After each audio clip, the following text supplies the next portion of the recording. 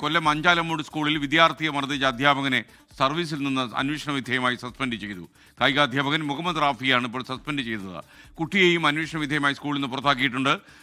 സുജിത് സുരേന്ദ്രൻ കൊട്ടാരക്കരയിൽ നിന്ന് വിവരങ്ങളുമായി ചേരുന്നു. ഈ സംഭവം ഉണ്ടായതിന് തൊട്ടു പിന്നാലെ ഇന്നലെ ജില്ലാ വിദ്യാഭ്യാസ ഉപഡയറക്ടർ സ്കൂളിൽ നേരിട്ടെത്തി വിവരങ്ങൾ ശേഖരിക്കുകയായിരുന്നു. പ്രഥമാധ്യാപകനിൽ നിന്നും ഒപ്പം തന്നെ സ്കൂൾ പ്രിൻസിപ്പലിൽ നിന്നും വിശദമായ റിപ്പോർട്ട് തേടുകയും ഈ സംഭവത്തിന് ദൃക്സാക്ഷിയായ അധ്യാപകർ അടക്കമുള്ളവരിൽ നിന്നും മൊഴി ശേഖരിക്കുകയും ചെയ്തു. ഇതിന്റെ അടിസ്ഥാനത്തിലാണ് ഇപ്പോൾ അധ്യാപകനെതിരെ സസ്പെൻഷൻ നടപടിയിലേക്ക് നീങ്ങിയിരിക്കുന്നത്.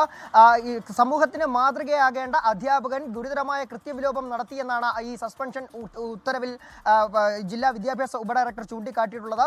ഒപ്പം തന്നെ ഈ സംഭവവുമായി ബന്ധപ്പെട്ട ഇപ്പോൾ അധ്യാപകനെതിരെ അഞ്ചാലമ്മൂട് പോലീസ് കേസെടുത്തിട്ടുമുണ്ട്. BNS 114 അതുപോലെ തന്നെ ജുവനൈൽ ജസ്റ്റിസ് ആക്ട് പ്രകാരവുമുള്ള വകുപ്പുകൾ ചുമത്തി ജാമ്യമില്ലാ വകുപ്പ് പ്രകാരമാണ് അധ്യാപകനെതിരെ കേസെടുത്തിട്ടുള്ളത്.